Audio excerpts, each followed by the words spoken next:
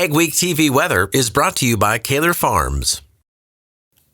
Weather portion of Ag Week now. We're looking back at the year 2015, and it's been an interesting year.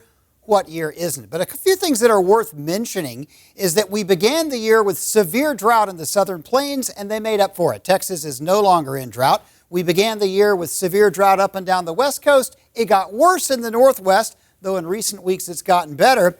And it has stayed bad down over most of California. First of all, the Pacific Northwest. A lot of area in the Pacific Northwest just got drier and drier and drier. And really, it's only begun to become wet again in coastal areas of Washington and Oregon here in December. It's been basically pretty dry up until the wintertime. And it very dry this summer. Remember all those fires, all those smoky skies in the Great Plains? Meanwhile, down in the Southwest, Texas had a May to make up for 3 years of drought. Incredible rains in the southern plains, and it remains quite wet down there. Across the upper Midwest and northern plains, Great Lakes area, pockets of dry, pockets of wet. This is a general overview. Western areas fairly dry, Great Lakes a little dry. Elsewhere, it's kind of hit and miss. Some interesting things about North Dakota, Minnesota that I think bear mentioning.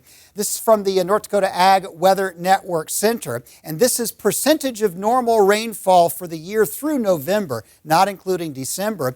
And it varies anywhere from about 25% below normal to about 25% above. A fairly average year, with the wettest part up here in the Grand Forks area northward to Manitoba, the driest part relative to average in the southeast, and that did extend down into parts of eastern South Dakota. But this whole year would have been so much drier had it not been for May. This just the May percentage of normal rainfall, and as you can see, a lot of North Dakota, western Minnesota was up around 200%, just incredible. Now, what caused all this interesting weather? The one anomaly of interest began in the Pacific Northwest during the year, the winter and early spring. A huge area of warm water, a warm blob of water, which really, I think, spearheaded the drought across the northwest United States, really got that going, and also kept the drought going in the southern plains at first. Since that time, though, the El Nino has begun to take over. All this warm water along this tropical regions of the Pacific beginning to affect the jet stream, strengthening the southern jet, weakening the northern jet. Of course, right now we're beginning to go through some changes.